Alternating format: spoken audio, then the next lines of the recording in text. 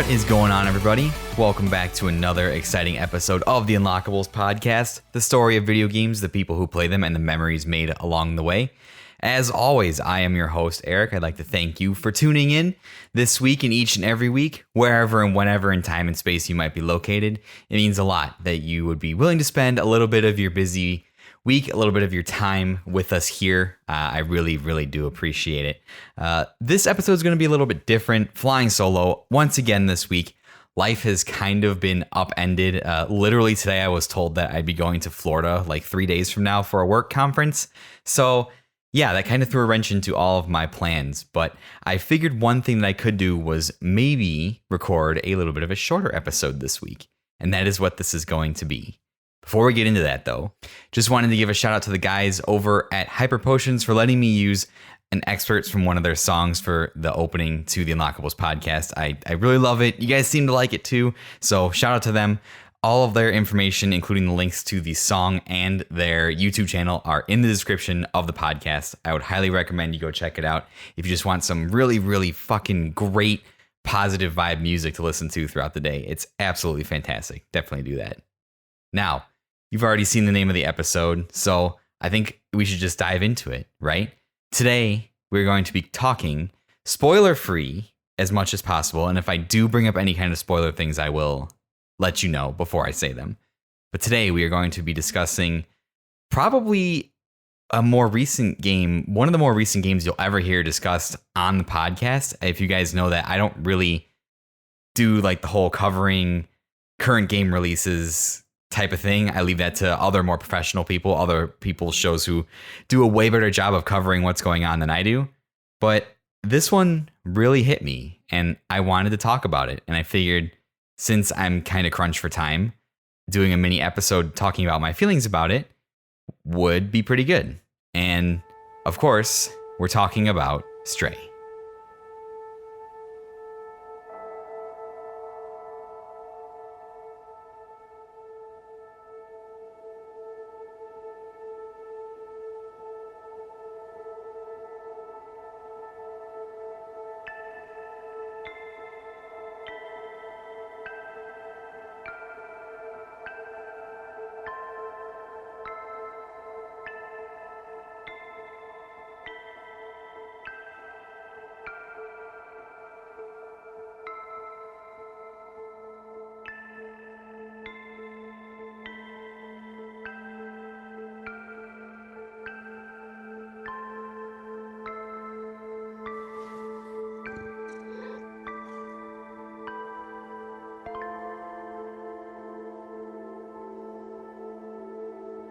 Now, in case you've been living under a rock for the last few years, or maybe you're just not in the know-how, Stray is better off known by its Christian name, Cat Game. It is a third-person adventure game developed by Blue 12 Studio and published by Annapurna Interactive. Of course, you probably know Annapurna by now by their slew of indie games they put out over the last few years. It was released on July 19th, 2022, 3 days ago from this recording.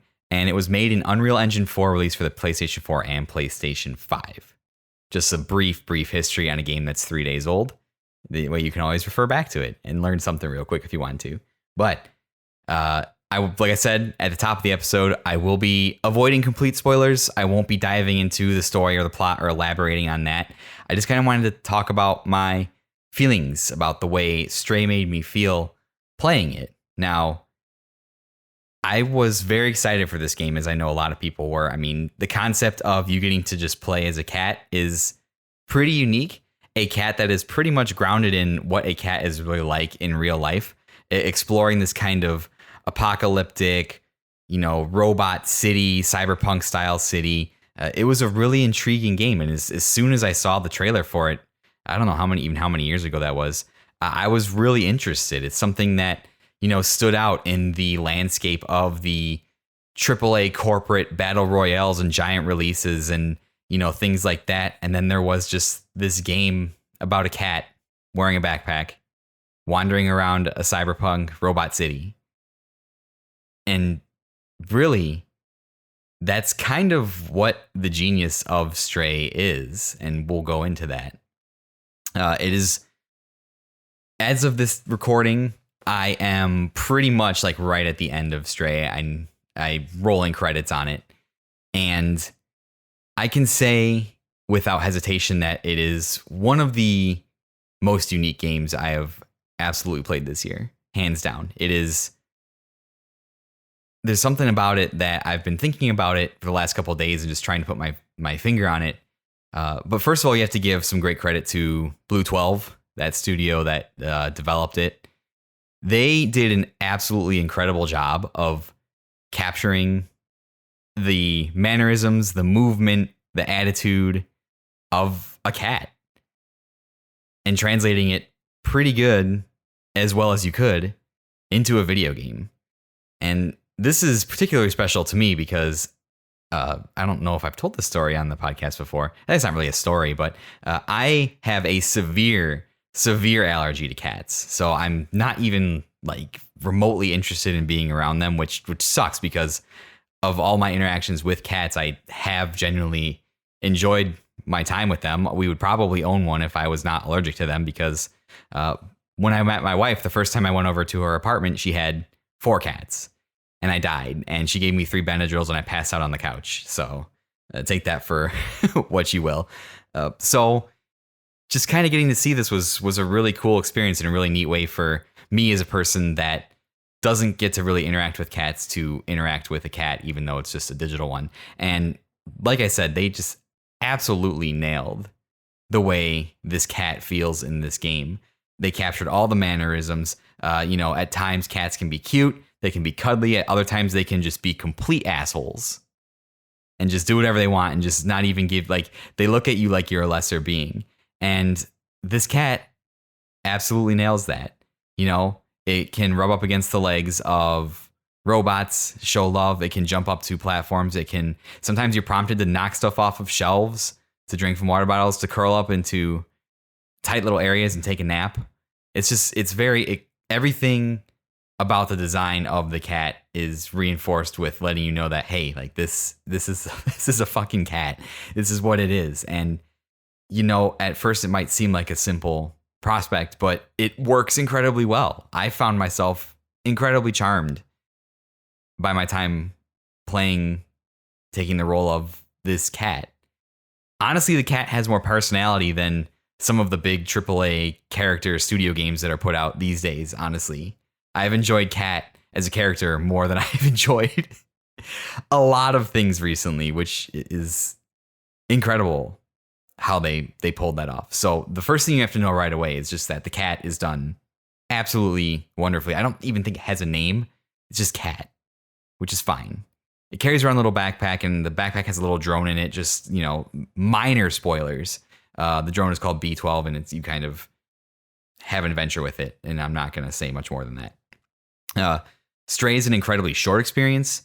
Most people having reported completing it in about 5 to 6 hours. I think I clocked in around 5.5, maybe 6 at the high end of that, because I just spent so much time kind of exploring. And side note, one of the things that this did that kind of annoyed me was raise the whole, it's a 5-hour game, it's not worth $30 BS, which is a stupid argument, and I've stated my case against it on earlier episodes. Good friend of the show, Twitter account, Hunter Bishop, responded by saying, you'll pay $24 to go sit in a movie theater and watch a Marvel movie for 2 hours, but you won't pay $30 for a 6-hour experience about a cat, which, it's true. If you're going to look at the value of money that way, I think that's, $30 is definitely worth your time. I just think it shows the support and the love and the care for the people that made this game. So don't be that person. Don't be the person that makes it's X amount of hours for X amount of dollars comparison, because all games are different and it's not apples to oranges. So just go away. There's free games with unlimited content for you to play. Like, just get out of here. You're entitled. So bye. But like I said, it's an incredibly short experience. It's an incredibly linear experience for the most part. You're platforming and puzzling your way through the streets of the city using the abilities of a cat to get to where your destination, get to where you want to go, which is to ultimately leave the city and get back to where you came from. Kind of. That's like a very generic like setting of the story. So very linear, except for I would say that there's hubs in between the sections of linearness. Are those even real words? I don't know. I'm not sure. I could just be totally making it up. There are open sections in between the linear sections that allow you to kind of spread out and explore and give you the freedom to kind of go where you want. And these are chock full of secrets, of items, of things you can collect, of items that you can grab and trade and barter for different items you need to solve puzzles, and just a playground to do general cat things, to climb, to knock stuff off of buildings, to cause general mischief, to just be freaking adorable. So I'm glad that they broke up some of the linear gameplay with these areas to kind of give you some freedom to explore and to just play as the cat. I think that's absolutely wonderful. I think it adds to the atmosphere. I think it adds to the level of immersion of the game to just kind of have those moments where you're not progressing the story, but just kind of wander around and just meet all these different robots and kind of see what they're about. I think that's very, very, very excellent. But the main thing I wanted to talk about was this point, and I have to shout out one of the Discords that I'm in is the Co-op Podcast Network that was started by Liv and Frury of Between Two Gamers. That's a fantastic podcast. You should definitely go and give them a listen. Very great. And that community at the Co-op Podcast Network is awesome. If you reach out to them, you can join us and we just hang out in there, talk about games, talk about sports, talk about just kind of anything that's going on, give each other feedback on the shows. So pretty cool group of people in there. A lot of people that listen to the show in the circle already in there, so you'll be welcomed for sure. I really liked a point, and I will apologize, and I'll have to add this in later because I'm not sure and I couldn't find it. Member of that Discord, Hair Director, made a really fantastic point, and that's what really kind of got me thinking about the reason why I really enjoyed Stray, right? And he made a point. I won't rip his point exactly from Discord, but essentially the point of his comment was, and I completely see this 100%, and I think it's a great comment, was that Stray is unique amongst video games because you're playing, it's established very early on that, like you said, you're playing as a cat. Everything reinforces this. And a cat, while being very nimble and very fast and very athletic and dexterous and mischievous and cuddly and a jerk, it's also a living, fragile creature, as fragile and living as any human being is, or as any cat in real life. Falling long distances or running into trouble will hurt it, and there are moments where the cat does get hurt in the game, and you kind of see it limping, and it hurts you. But this is unique amongst video games because the cat remains in this vulnerable state throughout the entire game. And this goes inherently against the way most big games are designed, if you think about it. The cat is very much based in the physics of a cat, as much as it can be in a video game. Obviously, with any video game, there's a certain amount of jank with that. But it's a very good job of reinforcing these themes that, hey, this is just a cat. It's a cat wearing a backpack, right? And this is where it differs from the big video games. And this leads me back to a discussion that I had when I was doing the side questing podcast. My co-host and I had the pleasure of doing an episode on with Keith from the Main Quest podcast. He had us on to just kind of talk about general RPG discussion, which is kind of a big deal because his show is mostly about playing specific games, and he had us on to talk about kind of a video game topic in general, which was really cool. And on that episode, we talked about how RPG elements of games have kind of infected, and not infected in a bad way, it's not necessarily a bad thing, but RPG elements from RPGs do a really good job of showing you progress of your character, right? You level up, you get new items, you get new abilities, you get things that physically show you that you're getting stronger and your character is improving. And really, that's kind of what a lot / almost all video games are about, right? Is improving, is becoming stronger. That is a very common theme in most all of video games. It's very, I mean, just look at anything that you play nowadays, anything that you play. I can think of like the last 10 games that I've played. I'm playing Kingdom Hearts right now. You start off as a scrawny boy with a stick for a sword, and you end up becoming one of the most powerful warriors in existence thanks to a mystical weapon. Oh, gross oversimplification, but I digress. Horizon's Forbidden West I played. That has heavy RPG elements. It's got skill trees. It's got leveling up. It's got health. And as you gain levels and progress and fight robots, Aloy gets stronger. You see that happening. The numbers go up. Your abilities fill up. You can do more things. And this is very, very, all of these, I wouldn't necessarily call all these games that take these things RPGs, but they take RPG elements because RPG elements do a really good job of showcasing progress in a character. The numbers go up and that feels good. It makes your lizard brain itch. And it makes you feel good. You get that dopamine rush of seeing the numbers go up. And we all love the numbers go up. We live in a capitalist society. We all love to see big numbers, right? I digress. This does not happen in Stray. A lot of the kind of AAA progression things that have been thrown into corporatized games are kind of tossed out the window, right? And like I said, there's a certain level of collecting items and solving puzzles and things like that to kind of make you feel like you're progressing. I mean, you do have a percentage to completion of the game to collect everything, so there is that. But a lot of these other RPG elements are kind of stripped away. There's no menu diving. There's no optimizing your character. There's no grinding for combat to level up. You don't start off as a weak cat and then turn into, like a Super Saiyan cat that can kill everything. Except there is one part where you get like an ability to help you navigate a certain section of the game infested with what are called Zerks, which are kind of one of the main foes you'll face off against in Stray, one of the main threats. They're called Zerks. I won't go into any more on that because it's got story stuff to do. But it's only given to you for a short amount of time and then taken away from you to, as just an element to mix up the gameplay. You're not getting any stronger. Your core abilities aren't changing. It's not like all of a sudden you can leap from like across the city as the cat and fly or do any crazy stuff like that. It's very much grounded in reality that this creature is a vulnerable small cat, and it does not change from the moment the game starts. I think ultimately that the lack of all of these different systems and all of these things that you see in bigger games, these menus, these overlying leveling systems, this sense of progression, I think that allows you to focus much more on this game's strengths, which is, first of all, the cat itself. The beautiful, stunning world. Like it's just absolutely gorgeous to look at. I mean, I would stop multiple times, and there are multiple strategic points where you're up high. You can look out over the city. Absolutely looks fantastic. Focus on that. The story, the soundtrack.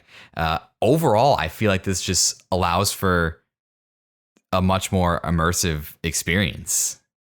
And I think that's the point. I think that's what they were going for. They knew building this that they just wanted this to be this adventure you got to experience without all of this clutter, and I think it works incredibly well. I knew I was going to enjoy it going in, but I think I was shocked as to just how much I really liked it, and I might even take a second playthrough of it. I'm kind of at a loss for words of how much I enjoyed it and how much it connected with me. And I think that was part of it too, because this has kind of been a year of chaos and change for me personally, right? Having launched the show, got married, I'm in the middle of renovating my house. Now I'm going on this work trip, new job, and it's just kind of been a swirling hurricane of change this year for a lot of reasons. And especially trying to keep up in the video game space. In the video game space, we've been hammered so much this year by AAA titles, by just industry stuff. Elden Ring, Horizon, God of War, just all this news about all these big corporate games. And it's just every day, it's just this hype, this hunger, this fervor. And I found Stray to be this incredibly just calm spot in the middle of this storm of this year. I didn't have to worry about leveling up or optimizing my character, killing a monster in Monster Hunter 100 times to get a piece that I needed to make armor to optimize my set. I could just get lost in the exploration of the world and enjoy playing the game as this cat. It just goes to show that not all games have to be super complicated. Not all games have to be these giant flowing adventures across worlds, across open maps, and these epic 100-hour games. They don't have to. Um, there like Stray just had none of the things that would normally distract me in a video game and normally cause me to want to just finish a game and be done with it. I enjoyed Horizon Forbidden West this year, but towards the end of it, I was just kind of feeling the same open world wear that I feel towards most open world games, with the exception of Breath of the Wild. And there's just when you just look at the map and there's just so many icons and so many things calling out for your attention and, you know, places to go and stuff like that. I think the simplistic beauty of Stray being a short experience and just stripping all that away and just allowing you to enjoy the world that has been specifically built, and to just kind of discover the things that have been hidden there without markers or quest things or people pointing you to go here, do that. Despite the fact that it's a linear game and it kind of shuffles you in the right direction the whole time, was great. And it was something that I absolutely needed this year. And it's just one of those games that comes along that reminds me not only of how much I love games and the purpose of games, but also the purpose of this show, which is the memories and the stories around games and what they're really trying to tell us. In addition to the people are pretty cool too. So that alone made Stray worth it for me. It's just an incredibly stripped back, incredibly relaxing experience that is simple but effective in its delivery. And the fact that all of these things reinforce the fact that you're a cat playing in this world and the game just commits to that really well is fantastic.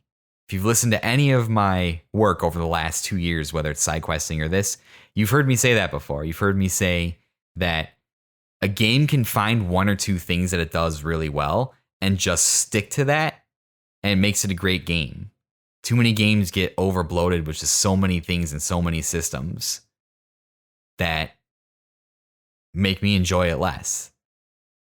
But if your game does one or two things that are really, really good, it's going to make it a memorable game. And that's what Stray does. It knows what it wants to be, and I think it executes and delivers on that and provides an immersive world that is fun to explore and just fun to be a freaking cat. That's absolutely just blows my mind. Absolutely blows my mind. Definitely one of my favorite games this year. Will be in contention at the end of the year. Game of the awards. The Jeff Keighley Winter Pool Party. No, definitely be in contention for one of the games that I talk about for my end of year celebration, hands down. It was good, and I highly recommend anybody pick it up. I don't think it'll be for everybody. I don't think people that are very heavily invested in, maybe I'm not gonna gatekeep. Why should I do that? Right? That's not right. I think it's enjoyable, and I think you should definitely give it the time for the reasons that I said. And I really appreciate that conversation that took place on Discord to kind of spark my thoughts on this. I think it was absolutely fantastic. Awesome character, cat. Beautiful world. Great story. Soundtrack. The story, despite this game being about a cat, it's a very human story. It's got a lot of lessons for us that we can learn today that seem very relevant to the times. And I think that's very interesting what they're trying to tell us, delivered through the vehicle of a cat. So, yeah. I don't score games, but I wholeheartedly recommend playing Stray and experience it. It's not very long. It's 5 to 6 hours. There's an achievement for beating it in 2 hours, I think, which is nuts, but definitely doable if you just run through it. It's, 2 to 3 nights of just sitting down and playing it a couple hours a night. Not that bad. And just see what you think. See if you felt the same things that I did about it. This isn't even going into the story, which is, like I said, a very human story and a very pertinent story for today's times. So go play it. Stray, out now. Absolutely fantastic. Like I said, this is going to be a shorter episode. If you liked my normal hour-length episodes, allow me to point you to the previous however many episodes are in the backlog, right? We're coming up at the end of July. Summer is flying by. 2022 is flying by. I can't believe this is already the 20th mainline episode. 22 if you count the One Kingdom Hearts and the intro episode, episode 0. But it's kind of crazy to think that it's gone by this fast. Absolutely nuts. Cool things are coming in August, in the next couple weeks. I've got some great guests lined up. I am fully planning. I don't remember whose show I said it on. Maybe I might have said it on Still Loading. But I wanted to have the first episode of Guiding Keys out at the end of July. That is not going to happen. Probably going to have to push that into August sometimes. But that is going to be coming relatively soon. Some great guests. The reception of the Super Mario World episode was really cool. So we're definitely going to be doing some more kind of skit style episodes. I think that was really fun. And give me the ability to talk about some of my favorite games. And some other very cool projects in the works that I'm hoping I can tell you guys about soon. Collaborations with other people, things that I'm involved with that I'm very excited to share with you when the time is right. But yeah, that's going to do it for this episode. Stray mini episode. Thank you so much for tuning in. As always, you know where to find me. The socials are linked in the description of the episode if you want to interact with me. On Twitter at The One True Sire, Instagram at The Unlockables Pod. I am in a bunch of different Discords. I don't have my own Discord, but if you want to find me and you're kind of in our podcasting circle, I guarantee you can find me. I am in Pixel Project Radio's Discord, Tales from the Backlogs Discord, Retro Hangovers Discord, Secret Levels Discord. I am in Your Friendly Neighborhood Gamers Discord, Good Bad and Backlog Discord. So odds are you can find me. Play Along Discord, Intergalactic Pinecone Discord. Odds are you can find me and talk to me. Most of my interactions do take place on Twitter just because that's kind of where the masses are. So if you want to interact with me and just tell me about your experiences with Stray or make fun of me for something else, I don't care. That's super cool. You can do that too. But like I said, guys, really appreciate it. Shorter episode. And as I tell you all the time, number one, most important thing, take care of yourselves.